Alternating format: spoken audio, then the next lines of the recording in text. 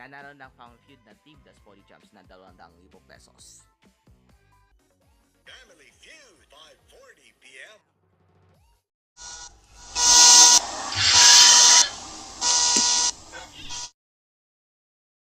Our one-of-a-kind JKM Burger Pizza, the perfect fusion of flavors that... Nagmamano pa. That's okay.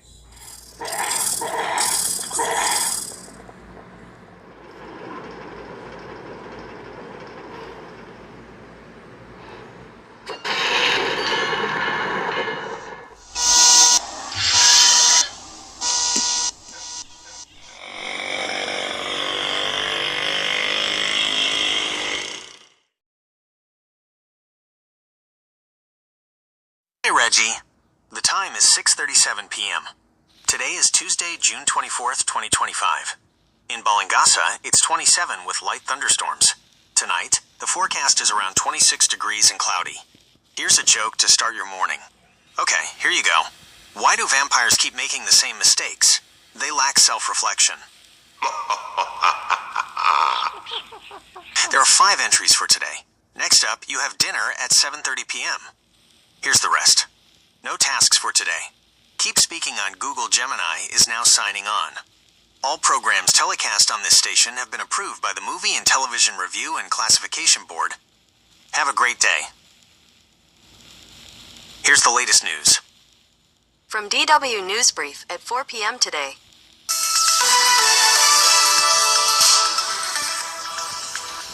This is DW News, and these are our top stories. U.S. President Donald Trump says a ceasefire ending 12 days of conflict between Iran and Israel has come into effect. Israel's prime minister says he's agreed to the deal. This comes after Iranian missiles killed several people in the southern city of Beersheba. Israeli strikes were also reported in Tehran before the ceasefire started. Donald Trump's announcement came just hours after Qatar said it had successfully intercepted a barrage of Iranian missiles fired on a U.S. military base there. Qatar says its air defenses intercepted the barrage. U.S. officials reported no casualties. Iran gave Qatar and the U.S. advance notice of the attack. NATO leaders are gathering ahead of a 2-day summit in The Hague. The main topic on the agenda is defense spending. Allies are expected to commit to a target of 5% of their GDP by 2035. It's a key demand of U.S. President Donald Trump. This is DW News from Berlin. You'll find much more on our website. That's dw.com.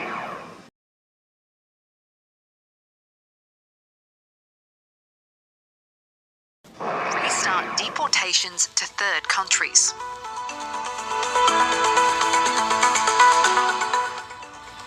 It's Tuesday, June 24th. This is Reuters World News, bringing you everything you need to know from the front lines in 10 minutes every weekday. I'm Kim Vanel in Wanganui, New Zealand.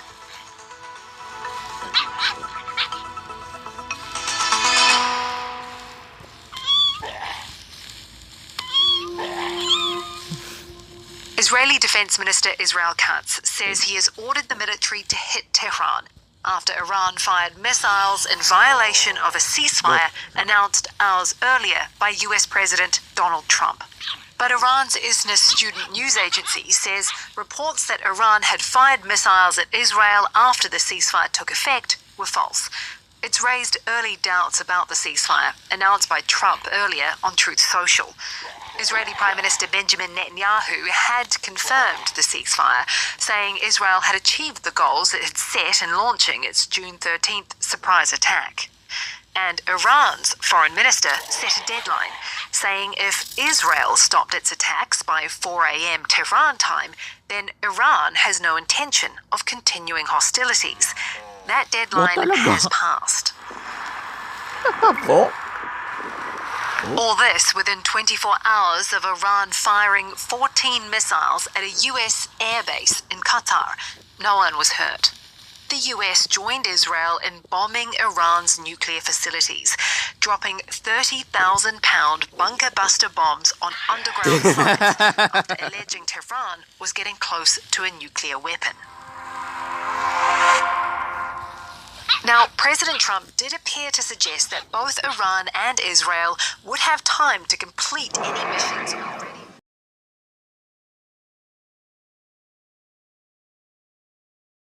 Signal to the United States that it would not. The president is portraying it as a major victory for peace, and it gives him an opportunity to also show to his supporters, many of whom were concerned about the U.S. potentially getting tangled up in another Middle East war, that he was decisive and was able to address a crisis with quick U.S. military strikes that then eventually led to this ceasefire, if it holds. Another official briefed on the negotiations said Qatar's Prime Minister also secured Tehran's agreement in a call with Iranian officials. If this goes ahead, Jeff, is it likely to hold? I think that is the key question. I spoke to an analyst who said that Iran had an interest in agreeing to a ceasefire because essentially it can't escalate against the United States and win, and that Iran prefers to battle in different ways and basically in a proxy war and proxy battles rather than using traditional military might. Israel, this analyst told me, had also essentially achieved exactly what it was looking for by getting the United States, rather, to destroy Iranian nuclear facilities that it was not capable of doing.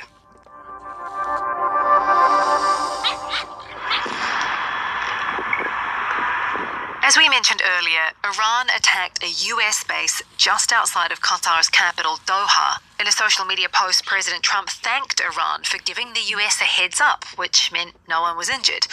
Idris Ali covers the Pentagon. What happened is being viewed in Washington, at least for now, as something that's being seen as more symbolic, something that many officials and experts in Washington see as something Iran had to do for domestic audiences purposes, to be able to say, look, we are capable of fighting back when we need to, but at the same time, not causing damage. A new Reuters Ipsos poll finds that Americans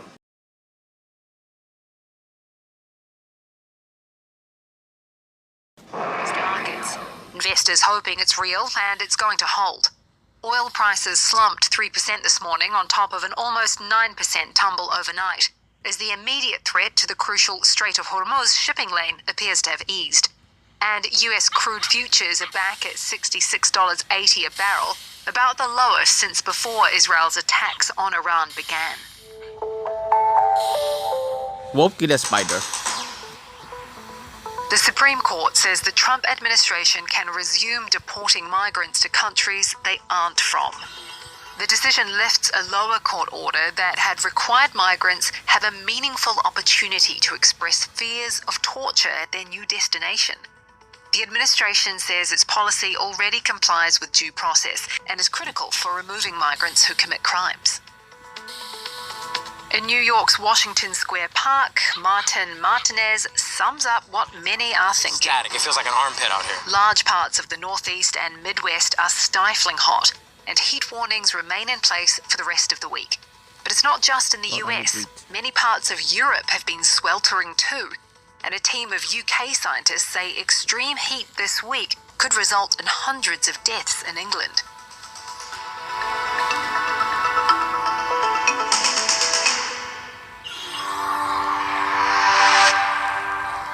President Trump will arrive at a NATO summit in The Hague later today, eyeing a possible diplomatic win.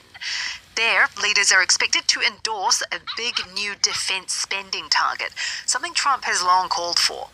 Andrew Gray is our European Affairs editor and caught up with us from the very busy NATO media headquarters. Andrew, what can we expect? Well, the big deliverable, as they say in diplomatic language from the summit, is meant to be an agreement by NATO allies to meet a big new defence spending target which Donald Trump has demanded, which is 5% of GDP. If this spending level were to be applied right now, this year, it would be hundreds of billions of dollars of extra spending. So it's a big jump for a lot of countries. And in terms of these are everything from air defence, missiles, and just sheer numbers of forces. We're talking about extra troops here as well.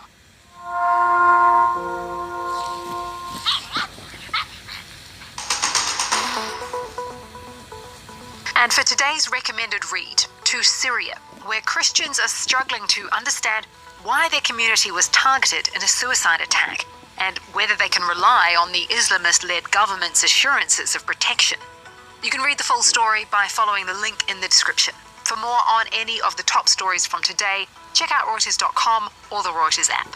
And don't forget to follow us on your favourite podcast player.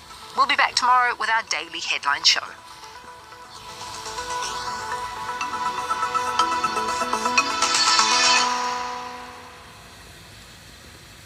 That's it for your news updates. To see more stories, open Google News.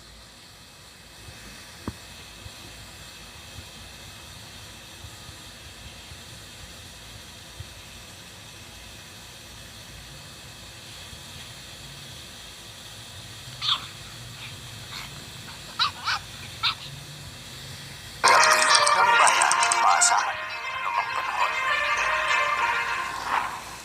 Magandang oras po sa ating lahat. Narito na ang pinakahuling update sa magiging lagay ng ating panahon ngayon at sa susunod na 24 oras. Sa kasalukuyan nga ay patuloy nating minomonitor ang low pressure area na huling namatan ng pag-asa sa layong 445 kilometers kanluran ng Dagupan City, Pangasinan. Ayon sa pag-asa, mataas ang tsansa nitong lumakas bilang bagyo sa susunod na 24 oras. Sa kasalukuyan ay malapit na ito sa boundary ng ating Philippine Area of Responsibility at kung sakaling maging bagyo ito sa loob ng ating PAR ng pag-asa bilang bagyong Bising o ang pangalawang bagyong mabubuo ngayong